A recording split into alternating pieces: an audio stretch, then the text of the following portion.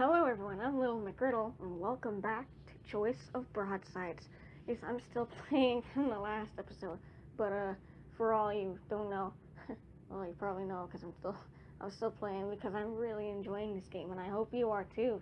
But if choose your own adventure style kind of games are your thing, then I hope you're enjoying this one. But last time we left off where we barely escaped from the Gaulish sloop, and Jones got 20 lashings for insubordination. Is that really what happened? Whew. Oh boy. Next chapter. Alright. You take up your new duties as an acting lieutenant on HMS Courageous. The responsibilities are much greater, and your duties have changed significantly. Where previously you were often on deck as an assistant for the officer of the watch, now you take your turns as an officer of the watch. Where you previously commanded a small group of guns, you now command a broadside, and your duties studying under the ship's mistress have completely ended. As the year passes, you have the opportunity to practice various skills. Which of your skills do you devote the most effort to training? Leading the women of the ship, sailing, gunnery, fighting with a sword or pistol, currying favor with my superiors, or I spend my time training the midshipwomen. I need to think like an officer now. Well, there's times where you can prove yourself and make your skills and yourself better by improving yourself. You can still work on that. But, I think I would devote my effort to training my skills with leading the women of the ship, because I'm not great with that kind of stuff. An excellent choice. Yes, it is indeed.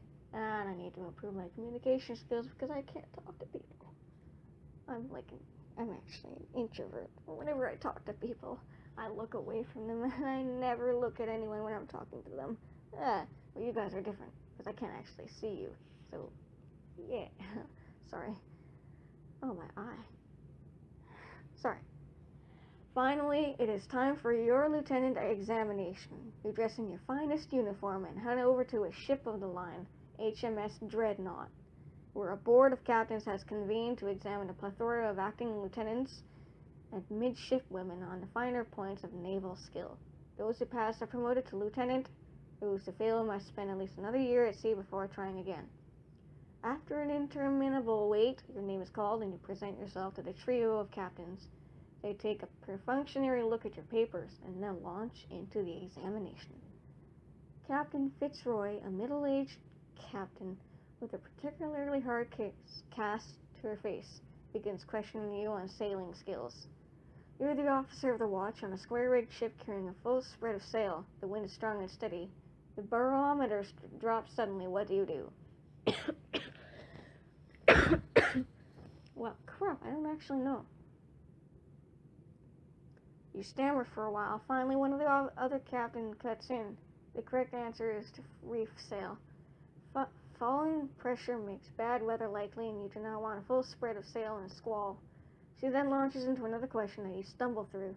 After 10 minutes of agony, the captains confer privately and then inform you that you have... Oh my god. Well, there we go. Failed examination. It is a...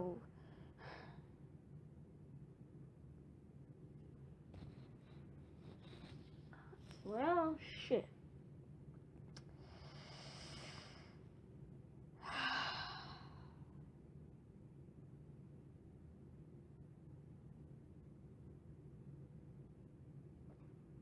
I should have increased my sailing skills. But I'm stupid. Anyway, we returned to HMS Courageous as a midshipwoman. Damn. If you had a little more patronage, you would have passed. Even worse than resuming the duties and status of a midshipwoman is the loss of a seniority that you occurs as an acting lieutenant. Now, when you finally become a lieutenant, you will be much more junior than you would have been otherwise. 5 years pass before you finally pass a subsequent examination. Yes! You finally return to the greater responsibilities and privileges of a lieutenant. Yes, we made it back to a lieutenant. We're no longer midshipwomen. We passed the examination. We're doing great. 10 minutes before 8 bells, ma'am, the quartermistress reports. A steady breeze pulls your ship inevitably west, bound for Queensport. Very good, you say. Pipe the watch below. First Lieutenant Madame PIGOT arrives promptly to relieve you of your dog watch. I relieve you, Madame Barton. Aye, aye, ma'am. I stand relieved. Good night, ma'am. Good night, Madame Barton. Not long after, you find yourself lying in your cot, drifting off to sleep. Soon you begin to dream. I have. Yeah, same. Every night. I sleep nightmares. I have demons. You find yourself sitting for your lieutenant's examination. Three gigantic captains are looking down at you with terrible grins, larger than life. Good day, Madame Barton. My first question to you is as follows. You are in temporary command of a 36 gunship returning to Albion with the maximum haste. The wind is with you, and you are at full sail. The barometer reports a sudden drop in pressure. What do you do next? I didn't know the answer. I did fail the exam, but, oh, this is just a dream. We're just dreaming. Nothing serious is gonna happen. We're gonna be okay, right? I admit that I don't know. Gotta be honest, cause, yeah. It's right to be honest with people if you don't know something. Yeah. The captain laughs cruelly. Failing the exam already, Barton? Any officers would know that a sudden drop in pressure indicates the arrival of a major storm. Ooh, I did not know that. By the time you reef the sails, you probably lose a mast. Here's your next question, the second captain says. You are in temporary command of a 36 gun ship, returning to Albion with the maximum haste. The wind is with you, and you are at full sail. The barometer reports a sudden drop in pressure. What do you do next? A strong wind is coming. Let out more sail to pick up speed. Wait. Oh. I'd reef the sails. I don't know what that means. But I'm guessing it says a strong wind is coming. Let out more sail to pick up speed. Oh.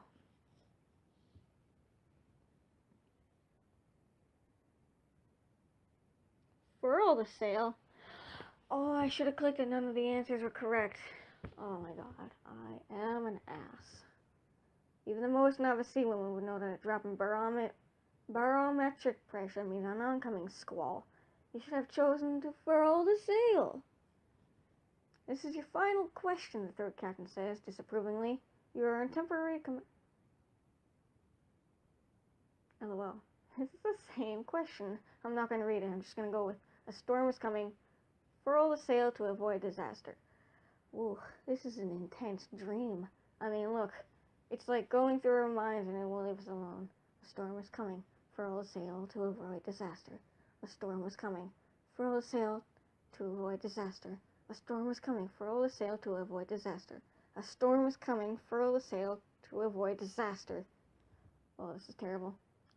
Madame Barton, you have failed the lieutenant examination. This is the worst performance I have ever seen in an acting lieutenant.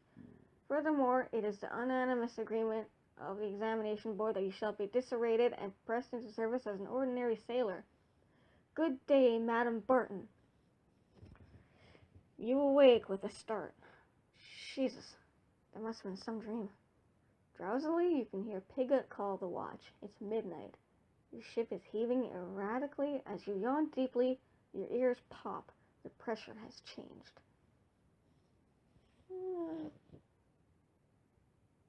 Should I send word above deck? I don't know what to do. I feel like falling back to sleep, but that would be terrible of me. I think I'll go above deck and see what's going on. By the time you get yourself dressed and on deck, you find that things are already going to hell. Last night's steady breeze has become a gale. You feel the mist of rain on your neck.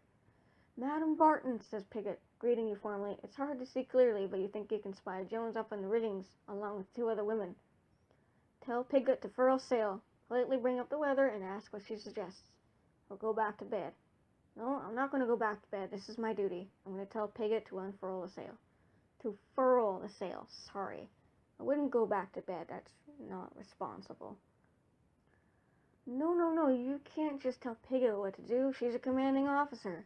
This violates every protocol of the Navy. Well, I'm gonna keep insisting my case to furl the sail. She needs to do it. PIGOT laughs. You can be all the way up here to tell me that?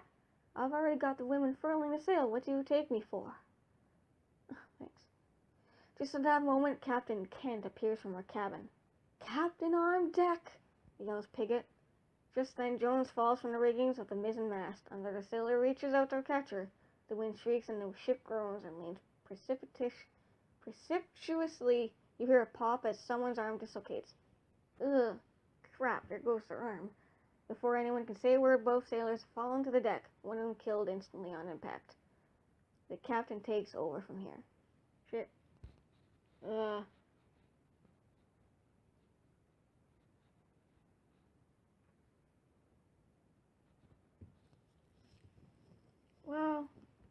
no. Okay, I guess we'll continue. After breakfast, all the officers of the ship gathered together in the captain's cabin. PIGOT takes a moment to turn to you and hiss. What were you trying to do last night? Make it seem to everyone that I don't know my job. You'll pay for your insolence. There's definitely something wrong with her. You have no opportunity to defend yourself before the captain calls for everyone's attention. I never get to defend myself in any situation when people are going against me.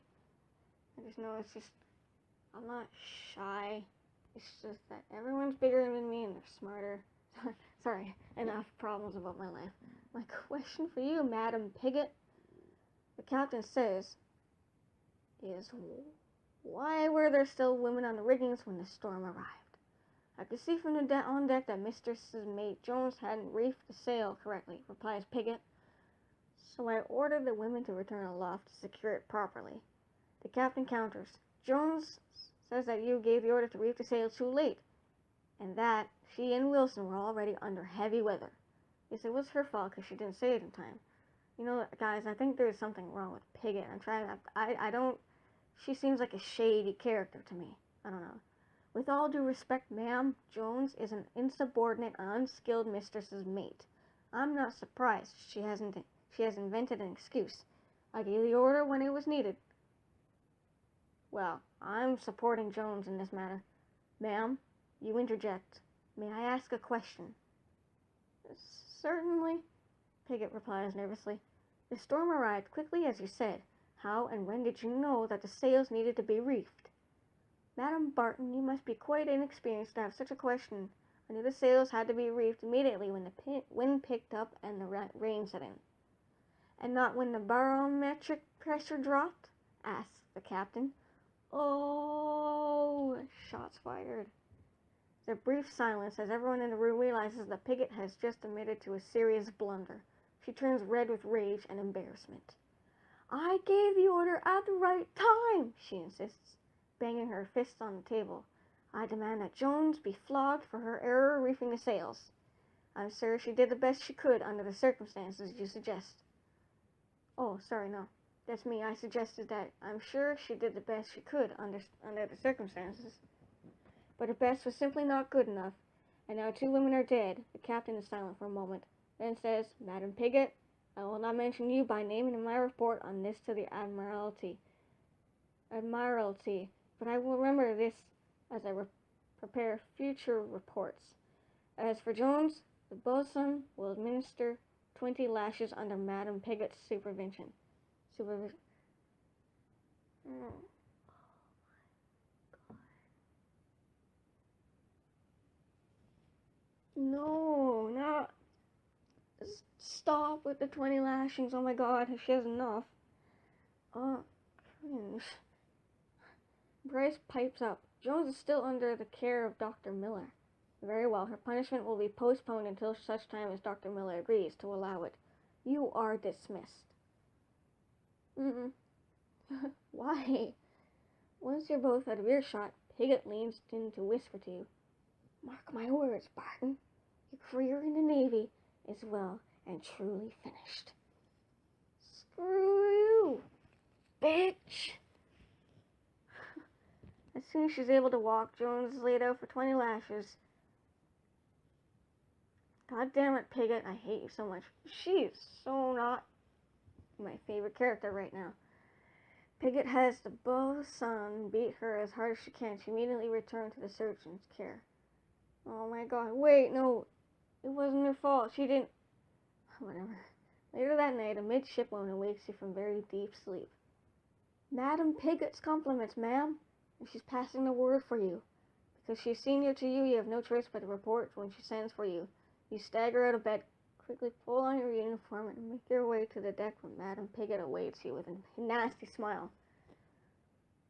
Madam Barton, did the weather change at all during your watch? Yes, ma'am, reply as clearly as you were able. The wind changed twice during the evening. At the end of my watch, the wind was favorable. Very well, you are dismissed. What an odd question. Couldn't she have gathered this information from the log? I don't know what she's up to, but she's getting kind of shady to me. You find that you were a bit tired the following day. That's me every day.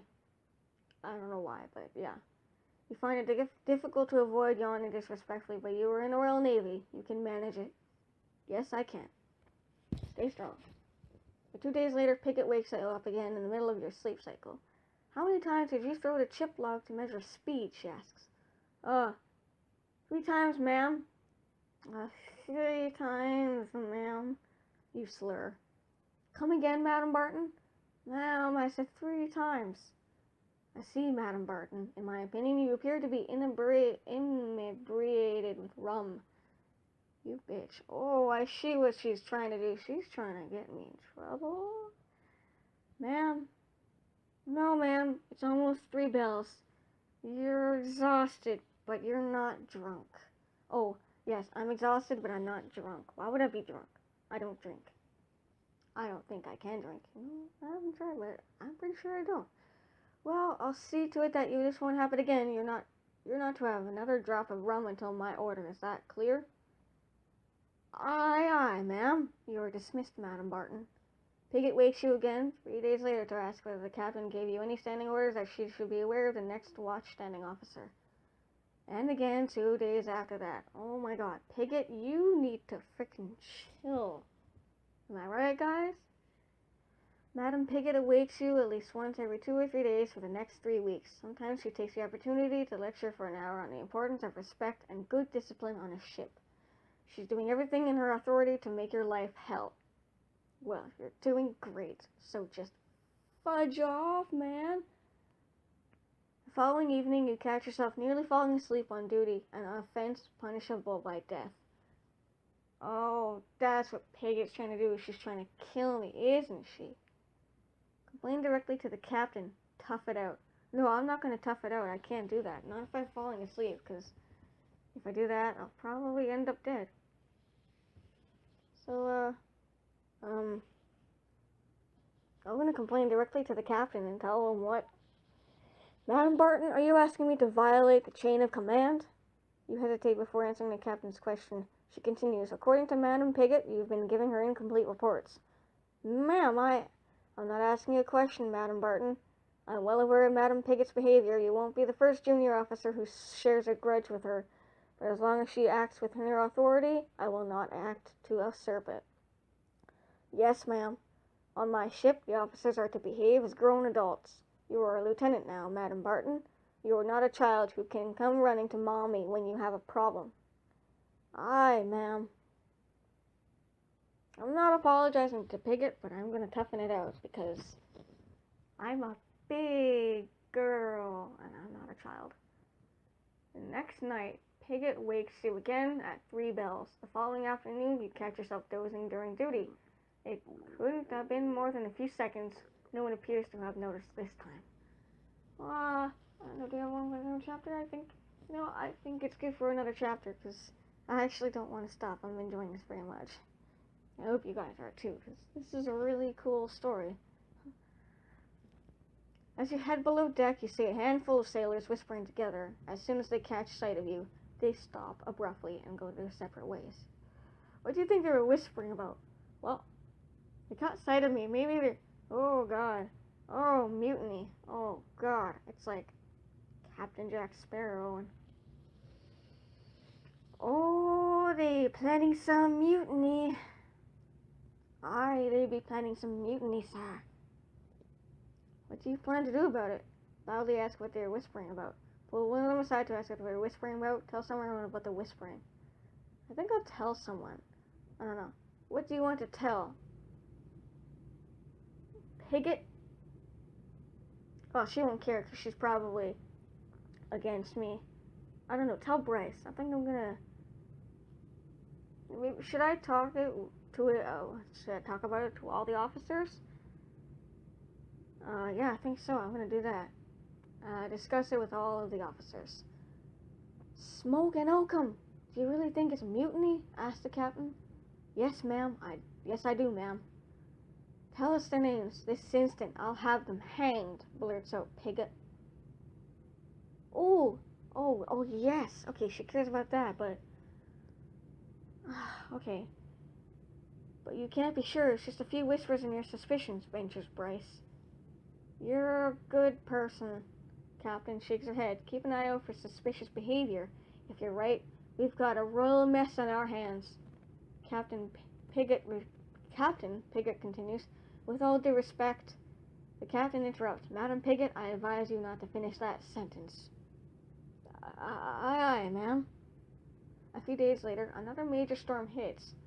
At almost 4 bells, you find yourself wide awake, entirely against your will. Unable to return to sleep, you pull on your uniform and go above deck for some fresh air. On deck, you encounter a most unusual sight.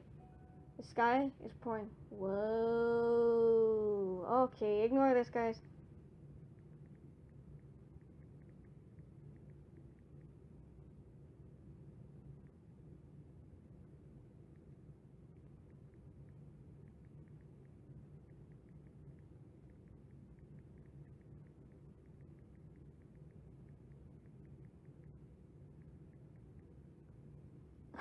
That was weird. I didn't get that. On deck, you encounter a most unusual sight. The sky is pouring icy rain. Madam PIGOT is wrestling with 2 sailors on the edge of the deck. They are trying to push her overboard. They are trying to murder her. Oh no. Another sailor is on deck, watching the fight, but not involved. You're pretty sure she hasn't noticed you yet. She's in charge of me. Even though she's been doing all the stuff she's been doing, I'm going to save her life. Because... oh my god, that would be so inhuman. Return below deck for some much needed sleep. No! You know, I respect her. I'm going to save her life. You yell to get the sailors' attention. They hesitate in a wrestling match. One of them slips overboard as PIGOT regains her footing. Realizing that the plan has failed, the other sailor relents as PIGOT backs away from the edge and orders the remaining mutineers to lock up. Under the testimony of both lieutenants, the remaining mutineers are convicted by a speedy court-martial consisting of the captain and the lieutenants. They hang from the yard arm at dawn the following day. You get a full night's sleep that night. That's great. I think I'm gonna leave this video here because I am all out of time. That's really good. This is getting really good. I'm excited on where it's going, but Captain PIGOT seems kind of shady towards me. I don't know why, but other than that, Jones gets. I don't know why they're trying to kill PIGOT. Oh, that's it. That's what they were whispering about. They were planning to. Oh, they were planning something against PIGOT. Oh shit. Well, that's really. Whew. So next chapter, but not right now. I'm going to go to the next chapter in the next video. With that said, thank you so much for watching. If you enjoyed this, please hit that button down below. And if you're enjoying this series so far, please tell me what you think of the comments down below. Yeah. but I think I'm making some bad decisions. But other than that, oh crap, I'm sorry I carrot. But yeah. So with that said, thank you for watching. As always, I will catch you all in the next video. Stay awesome. Bye.